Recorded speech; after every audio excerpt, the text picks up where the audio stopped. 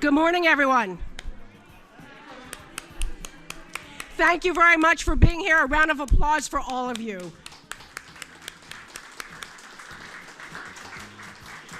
I know some of you are just getting seated, so please find your seat, sit down, and get ready for a wonderful program. First of all, welcome to the first Asian Community Development Corporation's in-person dim sum breakfast in, are you ready for this? 3 years. Can you believe it? I know. It's been a really tough time. It's been sad and it's been scary, especially for many of us in this community. But you know, today we are going to be aware of what happened in the past, but more importantly, we are going to celebrate. We're going to celebrate without iPhones, without iPads, without computer screens. We're actually going to look at each other, especially now that we can take our masks off so we can eat, and recognize all the folks that we've known for so long and perhaps we've forgotten because of everything that's happened. The pandemic may have shut down a lot of businesses and a lot of organizations, but ACDC is not one of them. It has not only survived, but it's been really, really busy. It recently purchased the building over by the Chinatown gate, 64 to 68 Beach Street, and after it's renovated, yep, those units will be income restricted. An even bigger coup, I think, for ACDC is that it recently was named the developer of that parcel of land that's right behind the Chinatown Cafe. That is where Tyler, Hudson, and Holland all intersect. And not only will there be 100 affordable units in there, but more importantly, drum roll please, a permanent Chinatown branch of the Boston Public Library. I know. How long have we been talking about this? Decades. I remember vividly having a conversation with then House Speaker Sal DeMacy, and you know how long ago that was, about something happening. They have been negotiating, they've been drafting, they've been doing compromises, and a lot of those hopes went down the drain, but not anymore. It's actually happened, and thank you, ACDC, for making this C come to fruition. Plus, probably the glitziest thing is ACDC has up and running that gorgeous Hudson Street Stoop installation, which is right behind here. And weather permitting, our photographer is going to be out there after the event. We would love to have photos of you out there. It has sort of become a very major community gathering place for not only young children, but for our elders and folks in between to be able to sit, to chat, and to commune together. And if you'd like to have a memory of this day, please go out there, and our photographer will be taking photos. Hopefully the rain has stopped. I talked to Cindy Fitzgibbon this morning. She promised after this event is over, it's going to be fine. So let's get the show started, and who better to lead off than someone who could not better represent our community, our city, but most importantly, ACDC's interests.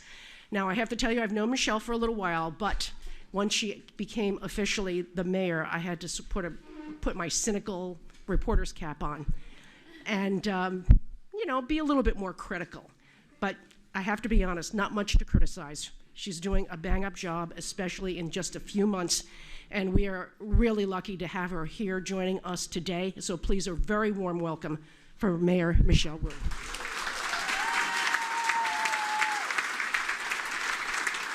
Good morning, everyone. It is incredible to see you all here in person, back together. This is one of my favorite events every year, and it's because it's a chance to celebrate our community, all of the incredible accomplishments and progress and work that's happened, and the vision that we have moving forward as well. So thank you. Janet Wu is a treasure for our community as well. We're so lucky to have her pushing all of us and asking the hard questions. I think it might have been actually at this event or a similar event where she was emceeing something important for our community that I met Janet, and it's always made those media appearances just a little less scary, only a little. Congratulations to the honorees today as well. I am so humbled to be here to thank them for their work. I am very proud. Lately I've been rocking a Mei Mei dumpling bag as my go-to carry bag, and so always so exciting to see Irene everywhere. Thank you for all you're doing for our community. I got to carpool over here with Dr. Ashish Jha, a leading light from the greater Boston area, who's now casting that light nationally, and can't wait to see all he continues to do for our country. And most of all, thank you to all of our community members here who show up to represent Chinatown, the larger AAPI community, the work that ACDC does every single day to close gaps in our city and to lay a foundation for a future that includes everyone. I never expected to be in a role like this. I never expected to land in a city and stay in Boston after school, but Chinatown really became that connection point that made Boston more than just some buildings and actually a home. That is what this organization strives to do every single day, make it that families can thrive here and can afford to stay here and build a life here. That is a direct investment in each and every one of our futures, and so we're incredibly grateful for all that ACDC is doing. Thank you so much to everyone for supporting this amazing organization, and we'll continue to partner and invest on behalf of the city in all the work that lies ahead as well. Thank you for having me.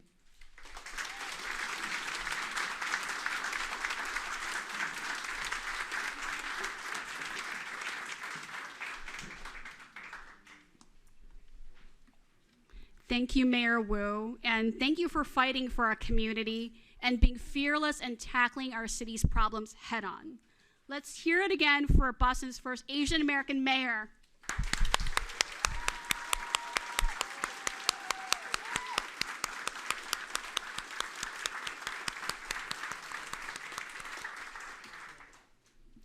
I'm Angie Liu, the Executive Director of the Asian Community Development Corporation. I'm so glad all of you can join us here today in person to celebrate our 30th anniversary in investing in low-income Asian families and the communities they call home. After 2 years of pandemic, I am very grateful that we can all gather once again here in Chinatown, in our community, and share dim sum and celebrate together. Before I share with you the updates on ACDC's work over the past year, I would like to extend a special thank you to our community builder level sponsors, Maloney Properties and Silicon Valley Bank, both of which have been longtime supporters and partners of ACDC. And my sincere gratitude to all other sponsors and supporters for making this event possible and for continuing your support of ACDC's critical programs in the Asian community. Now, I want to share with you some of the exciting work that we have been engaged in. As Janet mentioned earlier, as part of our anti-displacement efforts in Chinatown, we recently bought 64 Beach Street in February. We bought this building, which is right next to the Chinatown gate, so that we could ensure the 24 or so residents could continue to live on the upper floors, and that new Golden Gate, a longtime Chinatown restaurant, could continue to serve its patrons their favorite meals. This was the first time that a nonprofit has purchased an occupied building in Chinatown to preserve it. And if we really want to save Chinatown, we really have to think outside the box and pursue more strategies like this. Of course, we continue to be engaged in creating more affordable housing. And I'm so happy to report that earlier this year, we received the developer designation for parcel R1, which is the parking lot just across the street, right from where you are right now.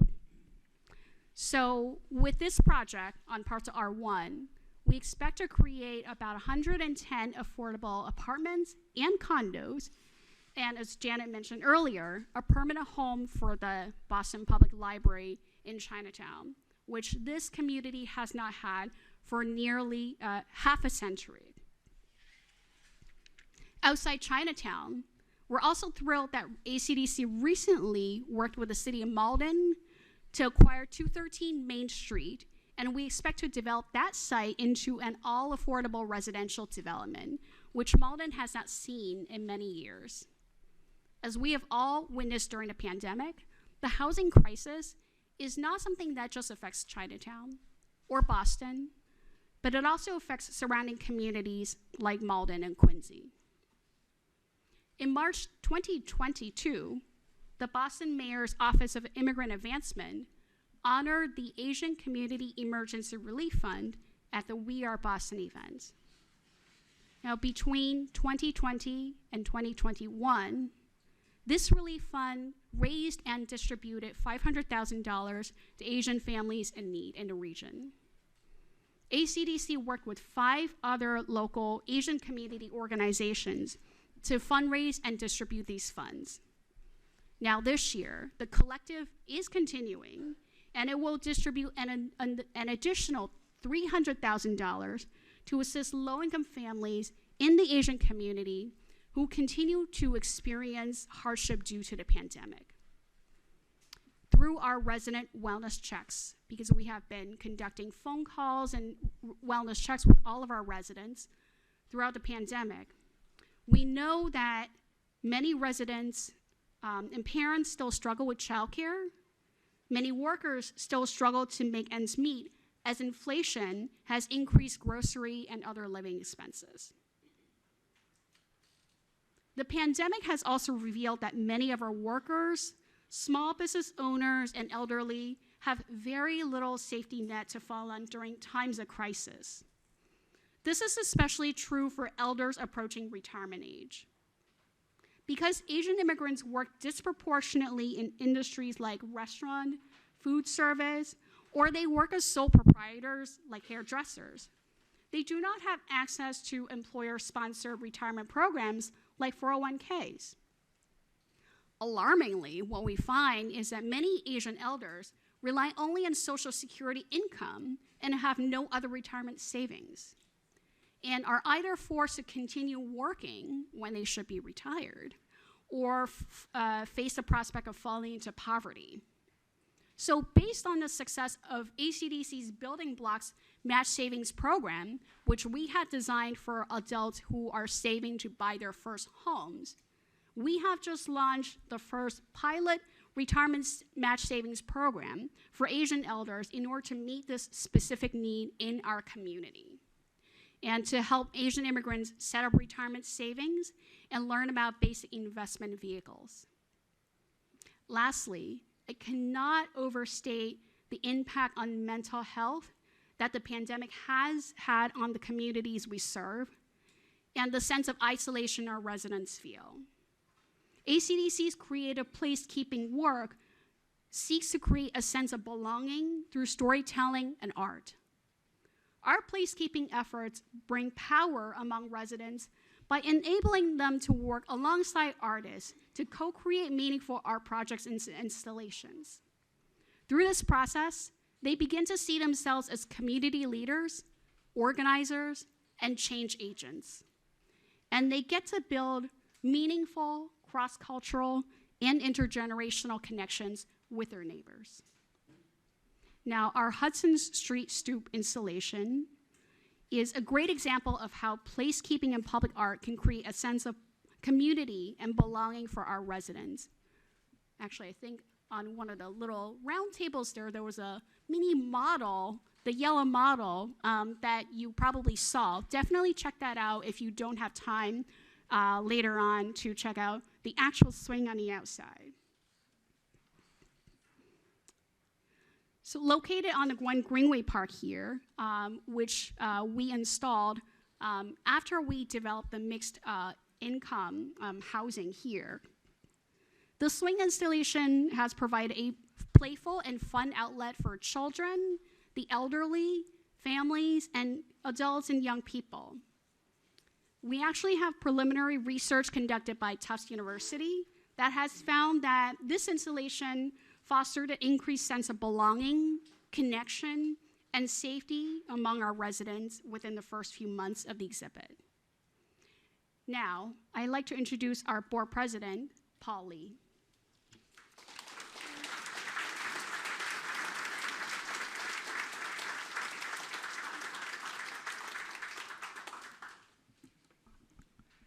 Well, good morning, everybody. Good morning. So, like Janet and Angie and Mayor Wu, I'm really excited to welcome you back this morning.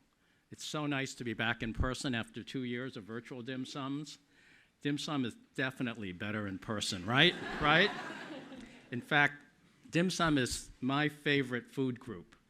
This is the 3rd consecutive day I'm having dim sum for lunch. This morning, we're really grateful to be able to get together at the POW Arts Center, which is part of this building developed by ACDC for affordable housing for the community. When we were doing the community visioning for this whole site, the community said, we would like you to set aside some community space. And this is what we set up in response to that when we planned the building. And we were really grateful to be able to partner with BCNC, Bunker Hill Community College, the POW Arts Center, to make this space a reality. So thank you all for everything that you've done, and you see this beautiful space, and it's being put to great use by the community.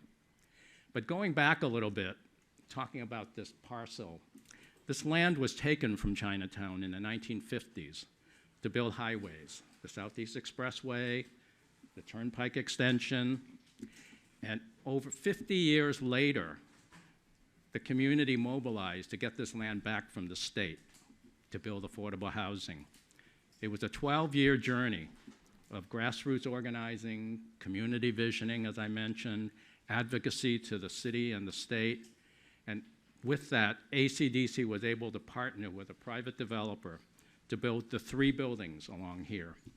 The high-rise at the end, One Greenway, is 212 units of market rate rentals. This building, which is mid-rise, is 95 units of affordable rental apartments.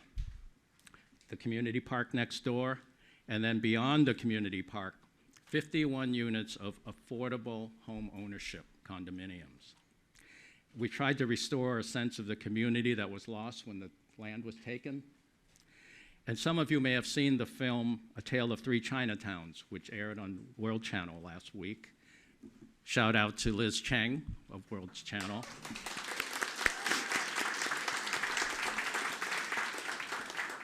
The film profiles 3 Chinatowns at different stages of their life cycles. The DC Chinatown, which is almost non-existent now, lost to commercial development. Chicago Chinatown, which is thriving because 100 years ago they were evicted from the financial district and basically, located in a less desirable part of Chicago. And then Boston Chinatown was presented as the middle case, fighting hard for its survival. And I was honored to be one of the voices in the film talking about what it was like to live here back in those days. My family lived at 96 and then 104 Hudson Street toward the far end of the affordable home ownership units down the street. And back then, Hudson Street was made up of 3-story brick row houses on both sides. And in those days, before air conditioning, video games, or even much TV, the residents gathered on their stoops.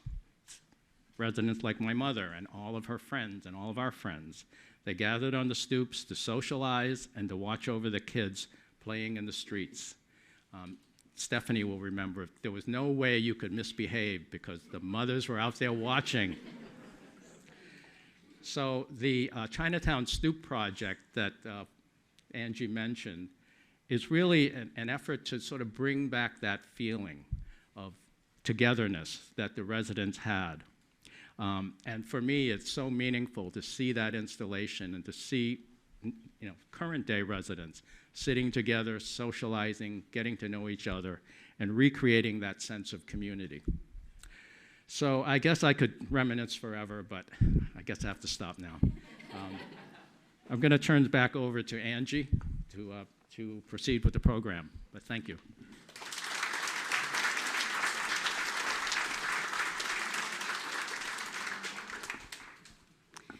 So you've heard lots and lots about this installation outside, and we're actually going to show you a video that documents the process of it and some of the impact on the residents.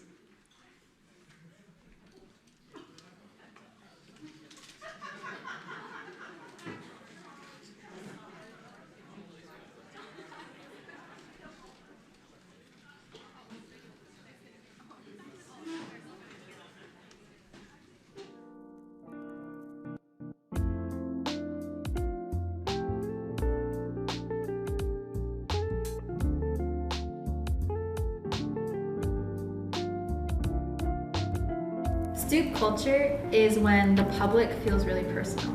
So it's when you're outside on your steps, you're outside on a park, but it actually feels like an extension of your home. And that's because of the people who are out there with you. In the 1950s, Hudson Street was like the front stoop of Chinatown. That's what one of the old residents used to say. You saw kids playing out in the street, there were aunties gossiping on stoops, and that's really the stoop culture that was in that time, where neighbors were out, and it would even take somebody 30 minutes to walk down the block, is what I've been told. But the highway in the 1950s and 60s came and tore down all the houses and really tore apart that social fabric that connected the neighborhood. Hudson Street Stoop Project is really about creating a modern day stoop. How can we bring back the extended family feel? If we have a space where people can gather and talk, does it actually improve how much you know your neighbor?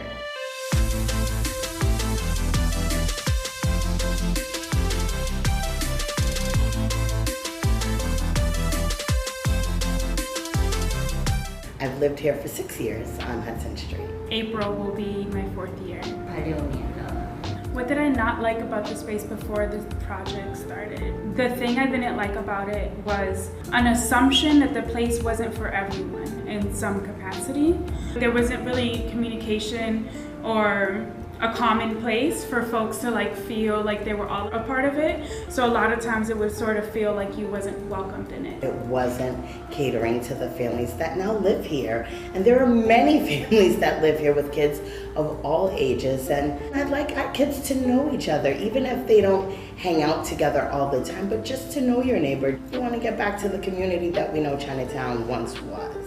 This whole process started with visioning workshops, where residents got to share what they want to see, and if this space felt like it belonged to them, what would it look like? And then we hosted a series of storytelling workshops where we asked different residents on Hudson Street to come together and share what their experience has been. How are we similar, even though our experiences or backgrounds might be different? And through all the storytelling sessions, the artists actually got the resident stories and put them into the actual installation in the swing backs. So on the back, you'll see snippets of stories that residents shared in these storytelling sessions. And then after that series, we had a bunch of fun summer events. So all these summer projects and events were planned by residents on this block and youth in the neighborhood.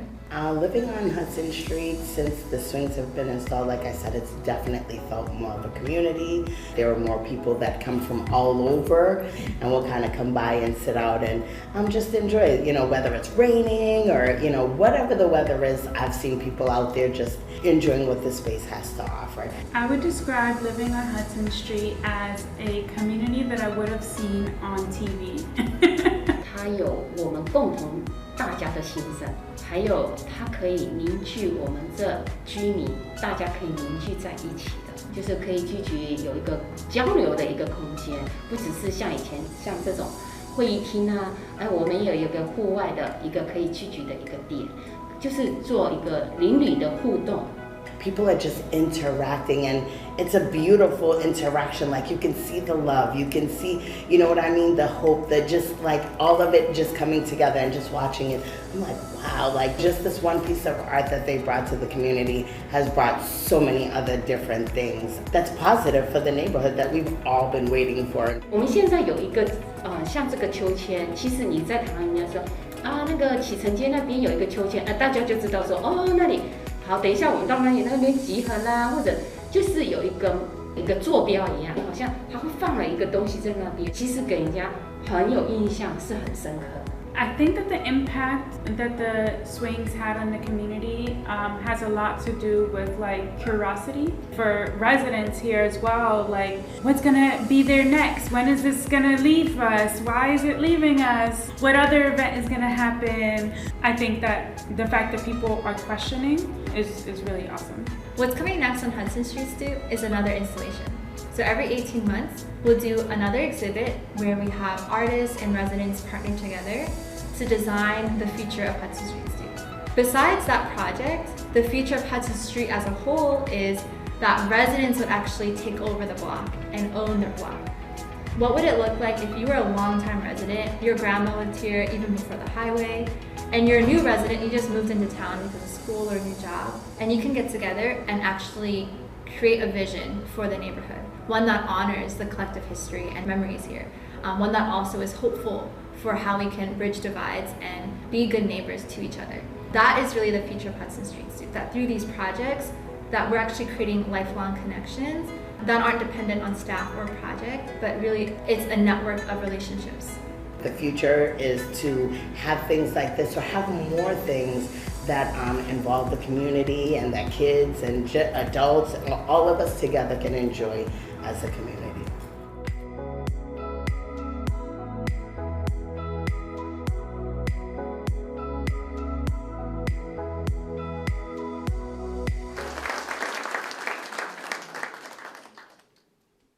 Thank you. And now, okay. Now I have the pleasure to introduce our Inspiration Award honoree. When the pandemic hit, Dr. Moreno Lin needed a bag of flour, but her local grocery stores were all out. So she contacted her good friend, Chef Tracy Chang of Pagu Restaurant, who ordered a 50-pound bag from her supplier for delivery the next day. Together, they figured out that this efficient and safe supply chain could be leveraged to help communities in need. Morena and Tracy worked with Chef Irene Lee of Maymay and Lily Huang from Mass Jobs with Justice to better understand the community's need.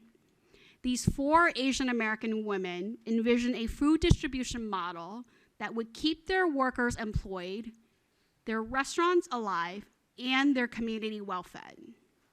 Starting May 4th in 2020, Irene piloted the first weekly deliveries from Maymay Restaurant to 250 Latinx families in Everett. Together, Maymay and Pagu delivered 50 tons of food in the first 2 months of 2020, during the pandemic.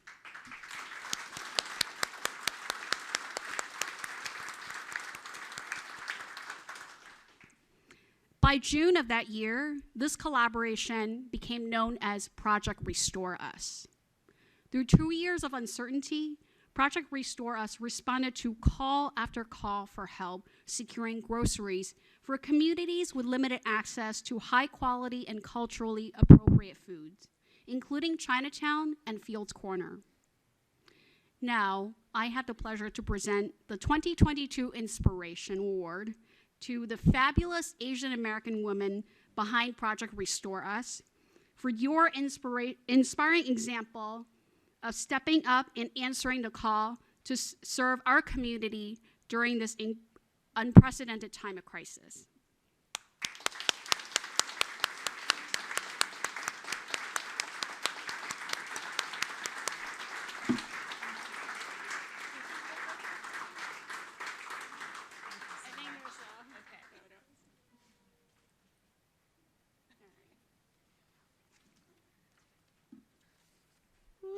Thank you so much, Angie. And I'm delighted to accept this award on behalf of my extremely deserving and much harder working co-founders, Tracy, Marina, and Lily. We have also worked with dozens of community-based organizations, including the Brazilian Workers Center, the Chinese Progressive Association, Viet Aid, the Dudley Street Neighborhood Initiative, all people who have built the incredibly strong and trusting relationships that made it possible for us to get groceries to people's doorsteps. Our mission at Project Restore Us is to serve vulnerable families with accessible, culturally appropriate and relevant, affordable and or free groceries, connecting abundance with need. Over the last 2 years, we've raised $1 million and converted that into more than 750 tons of food. That includes rice, beans, masa, cabbage, soy sauce, all the necessities. And when I look back, I think the real story is just how unlikely all of this was.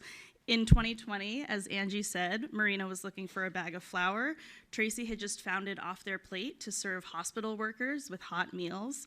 And I was at Maymay marveling at the fact that I could still press a button and receive cases and cases of food to my restaurant while other people waited in line at grocery stores only to find empty shelves. Like any good child and grandchild of immigrants, I also loved buying in bulk because it's such a great deal. And anyone who's been out to eat with me knows that over-ordering is kind of my passion. So Just a couple short weeks later, we did that first delivery to 125 Latinx families in Everett, and I have never received so many gifts of the Virgin Mary.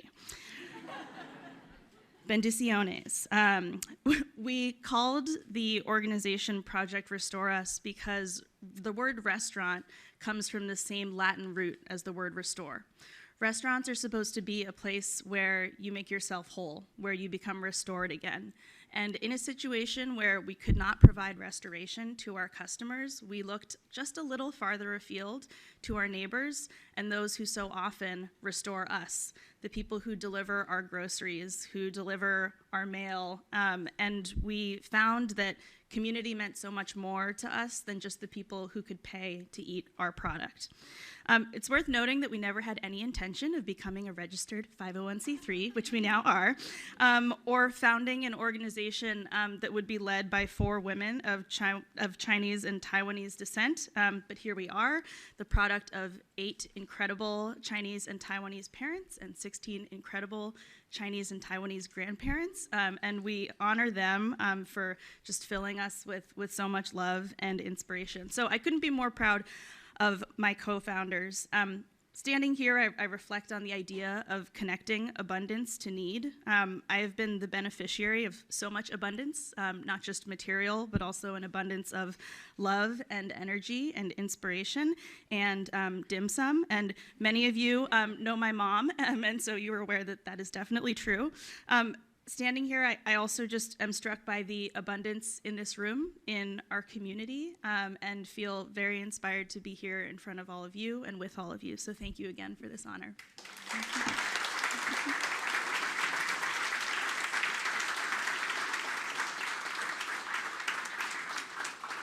Thank you so much, Irene.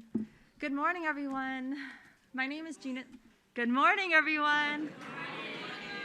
I understand why you're not saying good morning back. My mask. Okay. I'm the Director of Community Programs and Design at ACDC. And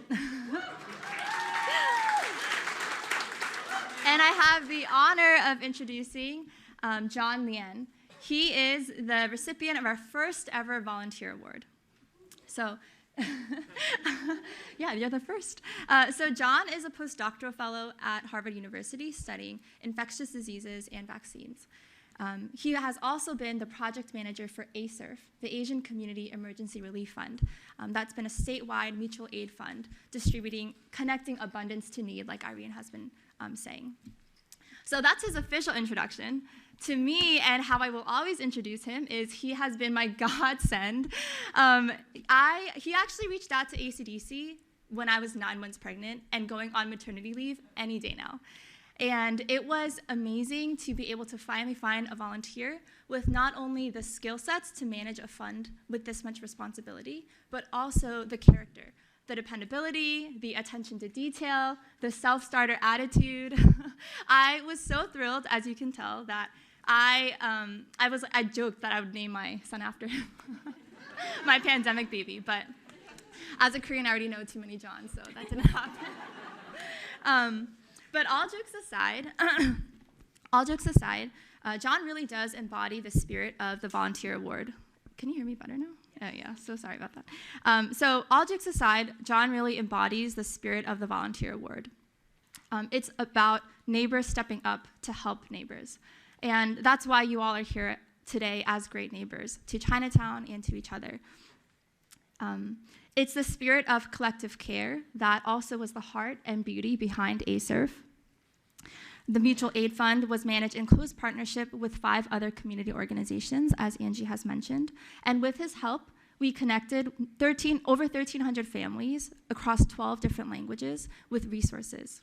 We also distributed over $500,000 in Visa gift cards to those who needed it the most. Immigrants who not only lost jobs, but even family members during the pandemic who didn't have the lifeline that we all needed with unemployment insurance and public benefits. So I and my pandemic baby thank John for stepping in. Our ACDC and ACERF partners thank John for stepping in. And the families that really needed a good neighbor in a time when they were hurting. Thank you, John. Please give it up for John.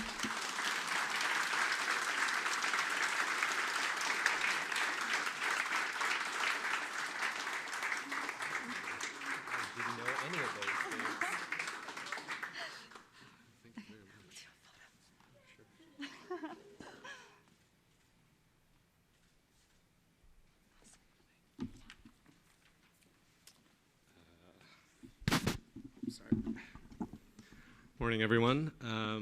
And thank you, Gina, for that introduction. I did not know any of those things until just now, so very, very surprising. I guess I want to start by thanking Gina and Angie and Michelle and Christine, all the integral members who really got me involved with helping with this program.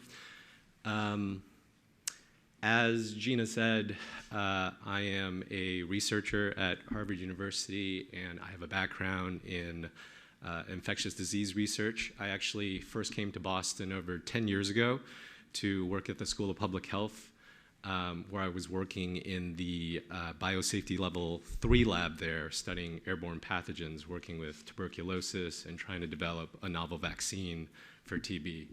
To be honest, I thought I'd probably stay in Boston for about 2 years and then move on. Ended up sticking around for school.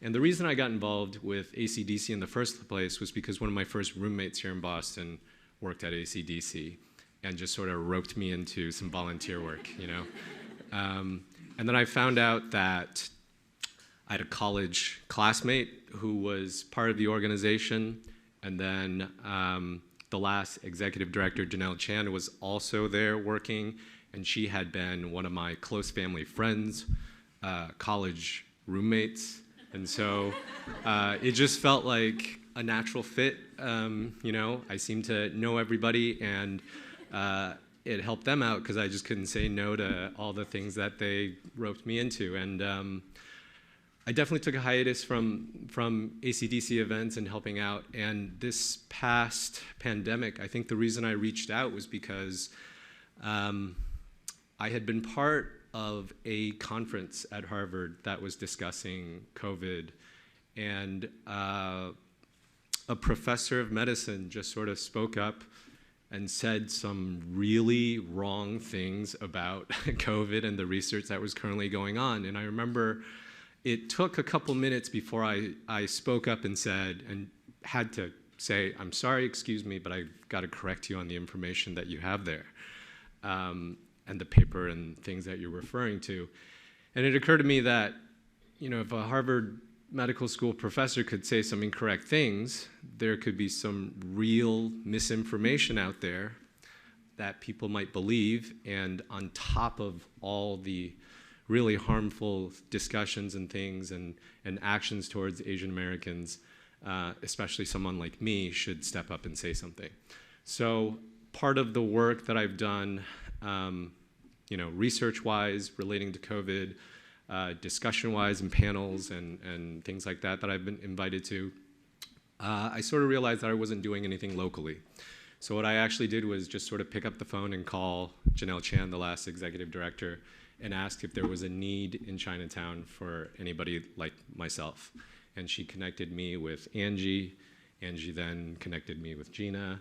And I'm happy to be a godsend. I'm going to put that on my CV.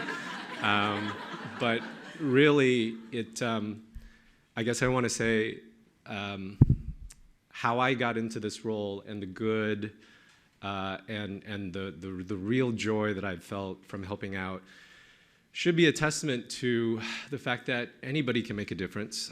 Anybody can help your community, be involved in public service, and really it can start anywhere. You can pick up the phone, send an email to someone, and just say, "How can I help?"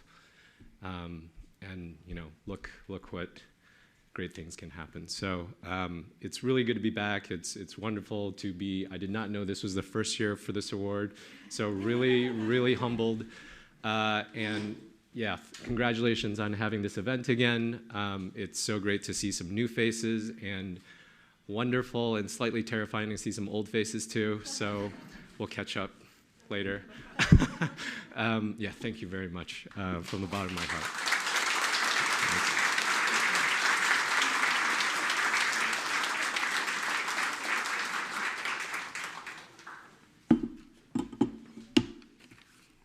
Hi, I'm back. I have the honor of introducing the recipient of the Neil Chin Community Service Award. I know there are folks here who knew Neil Chin. Neil was a lifelong resident of Chinatown, a dedicated community activist who worked tirelessly to empower Chinatown residents and supporters to work together on the pressing issues facing Chinatown, like affordable housing, safety, healthcare, community power. He was instrumental in the founding of ACDC, and for many years was our inspirational and spiritual leader in service of the Chinatown community. Those of us who knew and worked with Neil loved and revered him. So the Neil Chin Community Service Award was created by ACDC to honor his work by recognizing an outstanding individual who has demonstrated lifetime achievement and service in making significant contributions to our community and in particular our Asian American community. This year's recipient is Dr. Ashish Jha. Most of us know Dr. Jha as the trusted voice whose sound advice on COVID reassured so many of us during the pandemic. He was widely quoted for his expertise on the development and spread of the virus and on the efficacy of treatments and preventative measures like testing, masking, vaccination. His views and opinions were as sought after as Dr. Anthony Fauci, but I would note that Dr. Jha deftly managed to escape the wrath of our former president. A few weeks after we reached out to Dr. Jha about this award, the White House affirmed the wisdom of our choice by naming him coordinator of the COVID response by President Biden. He's clearly one of the leading experts on COVID and has the ability to deliver his advice in an authoritative, reassuring, and accessible way. Dr. Jha was born in India, moved to Canada in 1979, and the US in 1983. He has a degree in economics from Columbia, my alma mater, and a medical degree from Harvard Medical School. I did not go to medical school. He taught at the Harvard Chan School of Public Health for many years while leading the Harvard Global Health Institute. He's published over 250 original research publications in leading medical and health policy journals and is a frequent contributor to a range of public media. In 2020, he joined Brown University as Dean of the School of Public Health. Dr. Jha, thank you for your reassuring presence, which has given comfort to so many of us in the community during the COVID pandemic. For your expertise, your high-profile presence, and your trusted voice, we're proud to present to you the Neil Chin Community Service Award.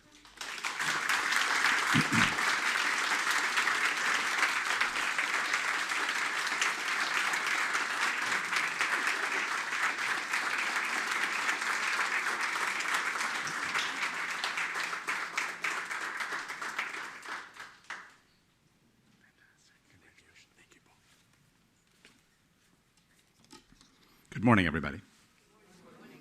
Now the question is, it's a huge honor to be here, and I'm really very grateful, and I'm hugely grateful to ACDC.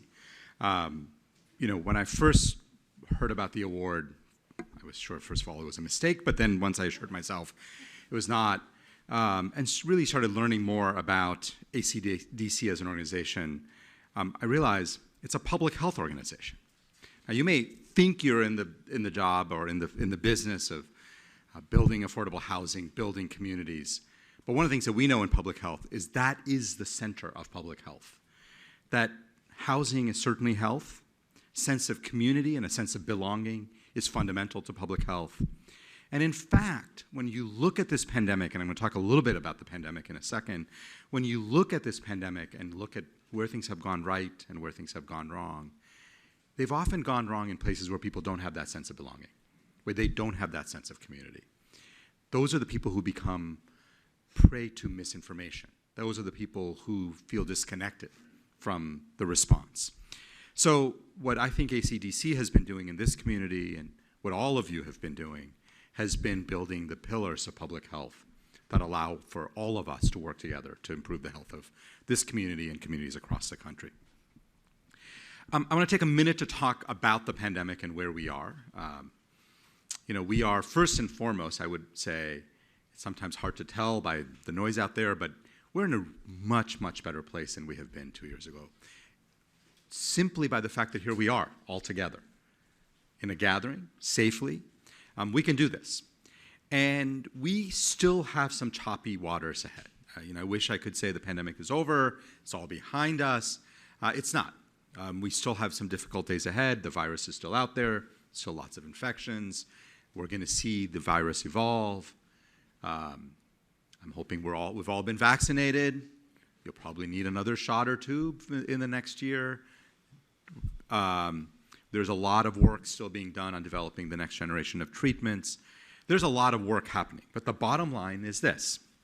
The bottom line is that science has delivered for us the ability to protect people during one of the worst pandemics in a century.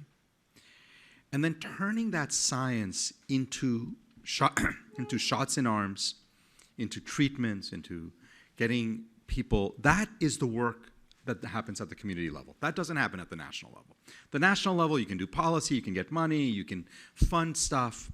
But when you look at actual impact, it's always at the community level, which is why I was so incredibly honored and pleased to be awarded this and to come and spend a few minutes with you. I want to take a couple of minutes to just talk a bit about some of the lessons I have learned in this pandemic so far. One is, and this is going to sound really straightforward, but it's actually a deeper point than it sounds. I've been in public health for 20 years, and when you think of public health, the typical mental model of public health is there's a problem, you get the science, you figure out what the right answer is, and then you get it out to people. And one of the things we've learned in this pandemic is that public health begins with the public. It begins with public engagement, something we actually don't spend a lot of time in public health. It begins by sharing with people what we know, sharing very honestly what we don't know. All of us in this pandemic have gotten things wrong. It's a new virus. We learn stuff. Being open and honest about when you get things wrong and explaining why you got it wrong and why you think what you understand today is better. When you don't know things, helping people understand how you're going to go learn and find those things. Those are all critical parts of a public health response, and those are not things that are taught in public health schools. Those are not things that you can just do by going on television. You can get those messages out, but for people to actually believe them, for people to actually engage in them, it takes trusted voices in the community to amplify that. And that's the second, in my mind, lesson of this pandemic, is that the best responses I have seen across America, and there are places that have done an extraordinary job, there are places that have done a less good job, the best lessons, not the best lessons, one of the lessons is the best places are those that have deep partnerships with community organizations that don't do public health. So again, in public health, we sort of think, you want to get vaccines out to people, you set up a clinic, and you get the word out, and then people show up. Some people show up, but a lot of people don't. Because they may not trust the health system. They may not know who you are and where you're coming from. And if you are somebody who's lived in a community where you have not gotten adequate services, where you have a history of displacement, and then some random guy shows up and says, I got vaccines for you, don't be surprised if everybody's not beating down the door saying, yes, please give me one of those. So a key lesson of the pandemic has been, if you want to be effective, you've got to have deep partnerships with organizations on the ground who've built those trusted relationships over years and decades. And I think too often in the policy world, too often in Washington, we don't pay enough attention to that. Last point I want to quickly make, and then I want to just talk a bit about Neil Chen, but last point is, we are in a difficult moment in our country. We are in a highly polarized moment in our country. And we are polarized, not because the other guys have it wrong and we have it right. We're polarized because we all live in our own information ecosystems. We all live in information bubbles. Now, everybody I know thinks that other people live in information bubbles, but not us, right? So I bring this up and people are like, yeah, those people all live in a bubble. We all live in an information bubble, all of us. And that makes the work of public health much, much harder. And the way you break through the bubbles is by connecting with people who don't see the world the same way you do. And by rehumanizing those relationships. One of the ways that there are people out there, forces out there, that seek to divide us, and they do it by dehumanizing others. And I would plead for all of you to make it your mission to not dehumanize others, but then to rehumanize people who disagree with you, who see the world differently than you. That happens best, by the way, at the community level. You may not agree on who won the 2020 election. You may not agree on climate change. You may not agree on vaccines, but you can agree on basics of what it means to be a human, and you begin there, and you begin with those relationships, and then you build onto all the other things. And it is our failure to have done that in many ways that has stifled our response to this pandemic more than anything else. And as I said, it's not about what people say on TV. It's really about the work that happens at the community level. And that's why organizations like ACDC, but all of you who work in this community and other communities, I think are doing really the Lord's work in connecting with and building those relationships that transcend politics. That's how we're going to kind of build a common shared sense of purpose. And from that is how we're going to get through the rest of this pandemic. You know, there's a recent study that was out that looked at all the countries in the world and asked a very simple question, which is, what explains why some countries have done better than others in the pandemic? Turns out it's not income. Wealthy countries didn't do better than poor countries. It's not about having universal health coverage. It's not about whether you had a liberal or a conservative government. It was about one thing: trust. People who trusted government, and more importantly, people who trusted other fellow citizens. Countries that had higher levels of trust did much, much better in the pandemic. Far fewer infections, far fewer deaths.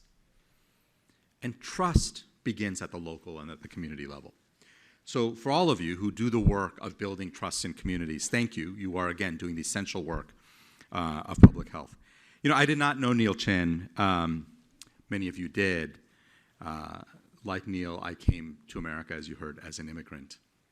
And America is still, not for everybody, not often enough, but is still the magical place where the immigrant kid, for my case, the immigrant kid from India who came not speaking a word of English, can end up working at the White House. It's still a magical place that allows those of us in the Asian American community, but really around the country, to be able to achieve our goals and achieve our dreams. And it is a job of all of us to make sure that those sets of opportunities become open to more and more people. Thank you for this incredible award. I am honored. Thank you.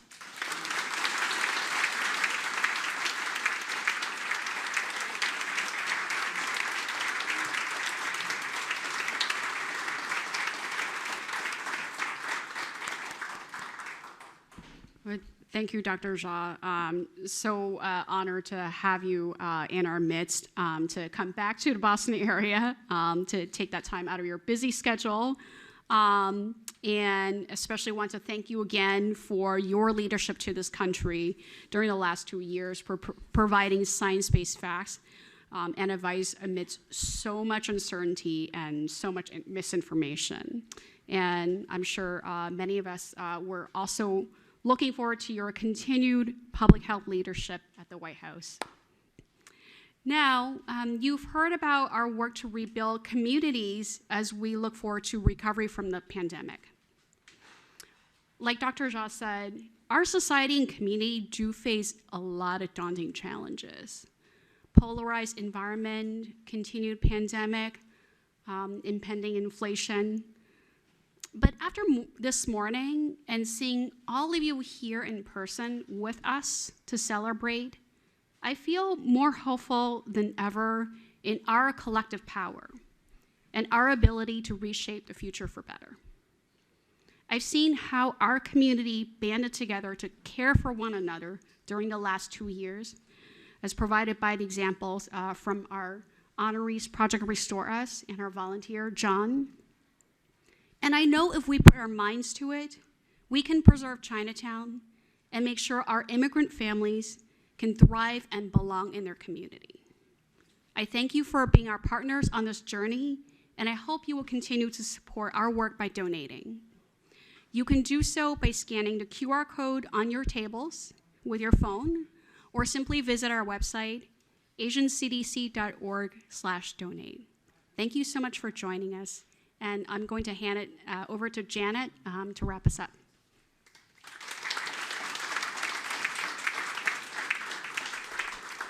Many thanks to Paul and Angie for leading this organization and making it what it is today, and I think making some real changes of making this community what we would like to see it long term. Congratulations again to Dr. Jha. Thank you very much for being here today. Thank you for your leadership. And also thank you and congratulations to Irene and John. I think they're two wonderful examples of the younger generation continuing the mission that many of you have been on for decades. So thank you to all of you as well. Two quick housekeeping items. One is that in addition to the myriads of missions that ACDC is on, it is also joining the environmental mission, and they are participating in the Chopstick Project, a Chop Value Project.